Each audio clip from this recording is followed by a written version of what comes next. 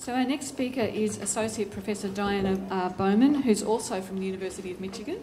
And she's going to talk to us today about some legal and regulatory implications for automated vehicle technologies and driverless cars, which as many of you will know, is being seen as being one of the features of the future of what's happening on our roads.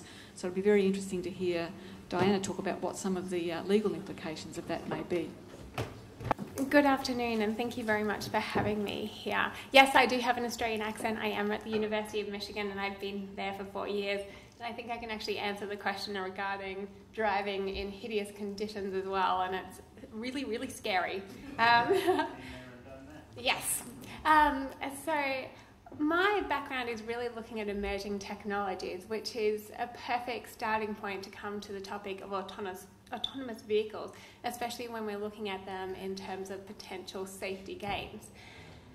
So my very quick presentation today is really going to be looking at what are we talking about when we talk about autonomous vehicles? What are the perceived benefits and risks? What are some of the legal considerations? And what are the questions that we need to start asking now? And let me say up front, I'm going to be asking more questions than giving answers, because for much of this area, we do not have answers. The really crucial thing is actually start asking the questions. So some starting propositions. Emerging technologies are in many ways associated with a pacing problem, that the law and policy fails to keep up with the commercialization of the technologies itself. And that can be highly challenging. It may mean that some great emerging technologies actually can't come into the marketplace in a timely fashion, or that we see knee-jerk reactions from government to actually over-regulate them and not actually have the benefits. So one of the challenges with autonomous vehicles is, as I say, to actually start having the discussions now, so we actually can get the benefits without the risks as they come into the marketplace, because they are coming. It's really just the timeline and the type of technologies and the way in which they're implemented that really are the crucial elements of it. Starting proposition number 2, cars crash, so too will autonomous vehicles. It is, I guess, the level of crash risk that we're willing to accept and the way in which these crashes occur that we really need to have discussions around, and then the liability. And it is really questions around liability that are actually stopping these technologies coming into the market. And I reflect on a conversation that I had with a very senior executive at a vehicle manufacturer about 3 years ago, that they already have the autonomous fleet in their test track. They've had so for a number of years, but it is their lawyers, their in-house lawyers, that are actually stopping these vehicles coming to market. So let's get to the definitions. What am I actually talking about when we're talking about autonomous vehicles? Now, NHTSA have actually defined autonomous vehicles to 5 levels. And I don't actually know why they start at level 0, so please don't actually ask me that question when we get to question time. It doesn't make sense to me, but nevertheless, they start at level 0. The human driver is in complete control of all functions of the car. And I start to think of the Flintstones and the Flintstone car right now if I'm thinking about complete control of the car. So there's no automation, the driver is complete control at all times. Level 1, one function is automated. We have these type of vehicles on the road now. So function-specific automation, again, the driver has overall control. And what I hope you're starting to see coming through here is the issue about control of the driver and what function they're performing in the vehicle. And that's why when we start to think about liability and the high level of automation, that we really do have some very hairy legal issues to grapple with. Level 2, more than one function is automated at the same time, but again, the driver is still supposed to be constantly attentive, scanning, monitoring, but there is starting to be a greater sharing of functions between the vehicle and the driver. Now it's level 3 and level 4 that really start to get interesting for us in terms of the technological dimensions, but also the legal and policy questions. So on level 3, the driving functions are sufficiently automated that the driver can safely engage in other activities. Now, I'm not sure exactly what you're planning to do in your car, In terms of letting it drive itself, I mean, I guess it's a one time when you could be doing the crossword puzzle or, catching up with your emails and your tweets. But the idea is with level 3, you would be able to safely do this. Whether we want you to be able to do this is the next question. And level 4, the car can drive itself without a human driver. That's when we really are talking about the self-driving car, the Google car, if nothing else. So from our point of view on the legal, regulatory policy dimensions, it's the level 3 and level 4 automation that really are the ones that are going to challenge the current frameworks. And I say that in terms of international frameworks, but also local, domestic, legal and policy frameworks. So high automation, driver required to be present, level 3, they're near term. And then our driverless car, fully automated vehicles in the market by 2020, approximately, give or take. That really will depend on whether some of these legal questions are answered in a way that the manufacturers are sufficiently happy with. As I said, Google have already got their cars out on the test track, which are fully automated and have done for a number of years. These cars have done now over 800,000 kilometres worth of travel on the test track. According to Google, there has been no collisions associated with the failure of the technology. Now, as you can imagine, for these to actually be out there driving around, the technologies underpinning them are very sophisticated, and there's multitudes of technology. So everything from your sensors, your algorithms, your cameras, your radars, your ultrasonic equipment, your infrared and your GPS. And I'm sure there's quite a few more in there that Google do not let us have the information about. Obviously, there's a lot of proprietary information that are really driving, literally, these cars. This is one example of a fully autonomous vehicle, and then this is how they're potentially perceived going forward. That doesn't look that comfortable to me. I think I'll keep my current car. But nevertheless, when you start to see the size of these type of cars, you can already start to think about what some of the potential benefits are.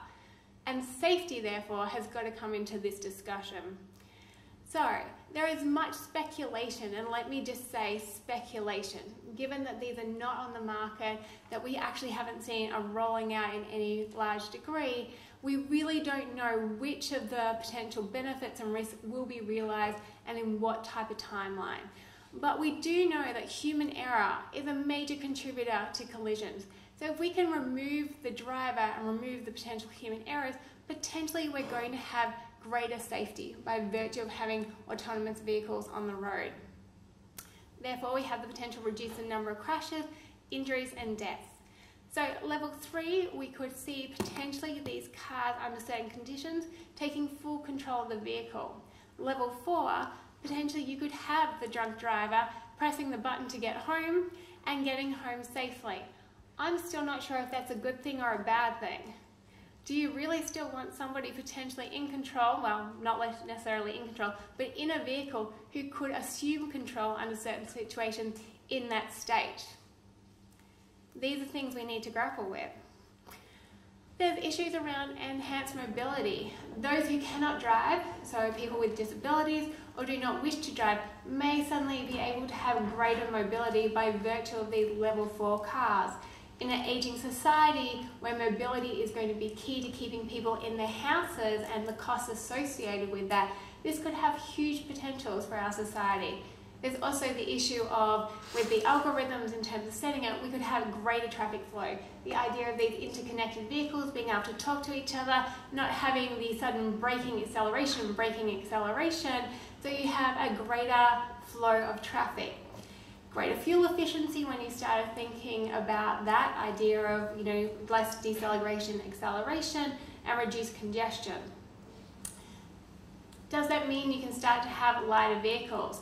The second image that I showed a very small car, which we would presume is a lot lighter than current car fleet. Therefore, are there huge environmental gains that could be actually made by virtue of these autonomous vehicles? Reduce congestion, I've already said. Potential risks. Now, as we start to move through the level of automated vehicles, obviously the role of the driver or the operator changes. Now, we already know in terms of the level 2 type of cars that there is a potential that drivers will simply become too reliant on these systems, and that we actually may result in greater collisions as a consequence of this reliance. And it had me thinking about Ray's presentation with the younger drivers. If they are brought up really reliant on these systems from day one, what does it mean in terms of levels of expectations if these systems fail? Will they actually know what to do? So there's a real question, if this is the pathway we're going down, what type of education and driver training do you need to bring into the system, especially for those who have never driven in the Fred Flintstone style cars to start off with? There's also the issue of the lighter vehicles. Now, we presume by having lighter vehicles that you've got great penetration into the fleet.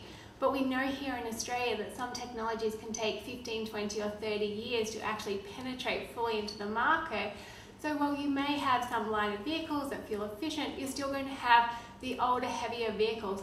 What happens when you do have a collision with these lighter cars? Is the actual injury profile going to be more severe by virtue of having some lighter and some heavier cars on the market? The environmental benefits could be actually upset by the idea of having more people in the vehicle pool. Suddenly all these people who do not drive or who cannot drive suddenly want to be able to use a vehicle. So do we actually have this massive offset that we do not realise any environmental benefits? Likewise on the congestion side. So jumping to the legal considerations, and I know this is very quick, all to do in 15 minutes. Under the Convention on Road Traffic 1968, the Vienna Convention on Road Traffic, which is designed to help harmonise road laws, there is a requirement under Article 8 that every moving vehicle or combination of vehicles shall have a driver, and every driver shall at all times be able to control his vehicle or to guide his animals. I'm not sure quite about the second part of its relevance of Article 8.5, but you can see that this very specifically requires that the driver or operator be able to be in control of the vehicle at all times. The level 4 automated vehicle completely is underpinned by the idea of not being able to be in control. So while there's pushes to actually change this article and the convention to actually embrace autonomous vehicles, we're really not sure how well and what level of automation will be actually articulated in the new sections. So we do actually have some challenges at an international level before we could have a full rolling out of these level 3 and level 4 vehicles. Some jurisdictions are already rising to the challenge, and the US has really been the leader here. It makes sense in terms of some of the states that actually implemented legislation: Nevada, Florida, California, Michigan, and District of Columbia, given their backgrounds in terms of road safety, or as you can imagine for Michigan, that with more than half of the world's manufacturers having headquarters in the state of Michigan, that they really want to be able to get these vehicles onto the road and test them as quickly as possible. So these 5 states have actually implemented legislation that allows for the testing or the operation of autonomous vehicles on public roadways. Now, as with Australia, things such as road safety are generally regulated at the state level, so we're seeing a real patchwork of legislation being implemented in the US already. So while we have some commonality around definitions, such as what is meant by an autonomous vehicle and who the operator is, we're starting to see a divergence already within the states around the liability question. And I think there, as we see 15 other states in the US discussing or pushing forward with bills in this area, we're only going to get greater variation around key issues that may or may not hold these promising technologies back.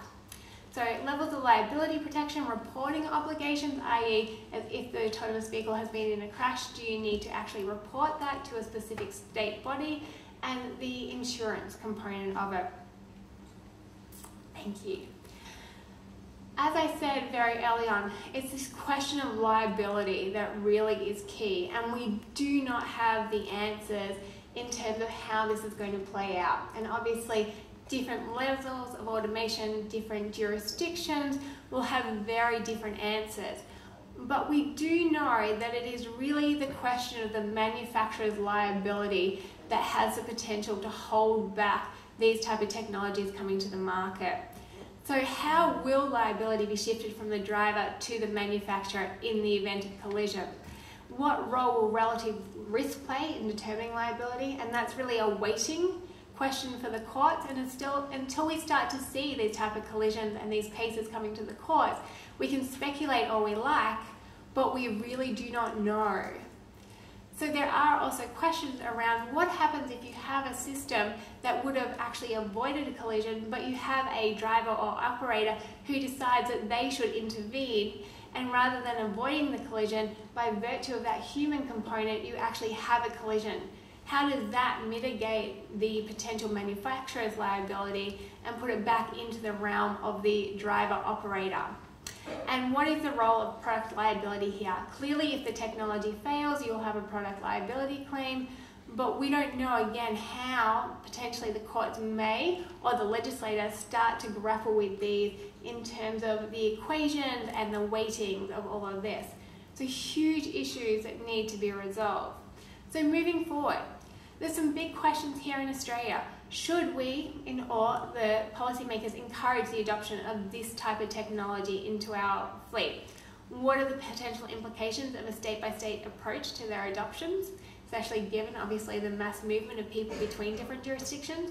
What are the infrastructure requirements for these type of vehicles, especially those that have got the connected vehicle technology, which is car to car, but also car to infrastructure?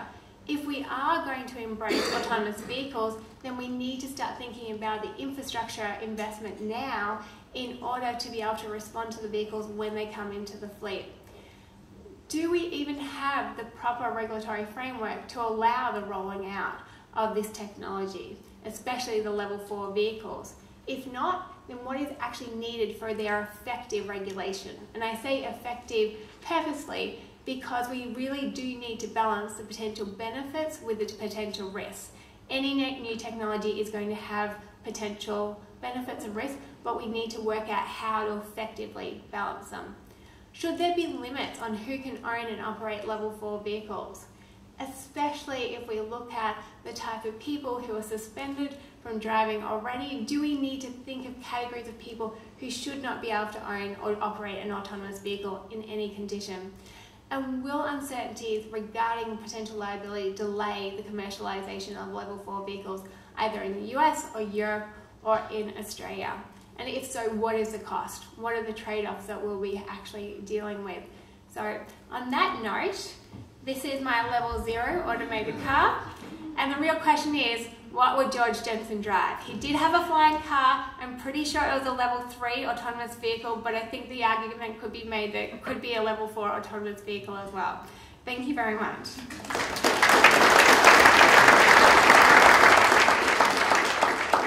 Thanks, Diana. Okay, Mark, you've got a question, and then up the back, thanks. Great. Diana, great presentation and really highlighting the questions that we need to grapple with here. You talk a lot about the operator and the transfer of liability to the manufacturer, but you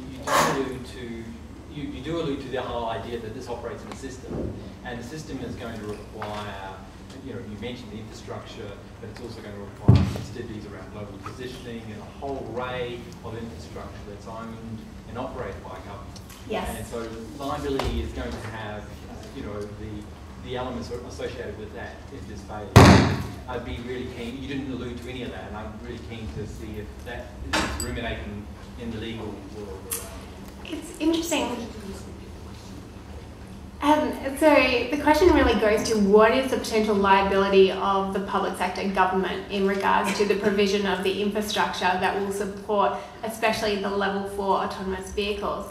And it's a really important point, and I think potentially that's where the idea of failure of the technology really could come into play. And it is something that those in either the academic world or the legal world really haven't even begun to grapple with. And where the discussion has been driven, it has been by the insurance industry and generally the reinsurance of the automobile manufacturers. And I think it's part of the discussion that we need to have, given that if you have a a failure of the infrastructure technology, you will have, I would think, the potential for quite a severe collision. Catastrophic.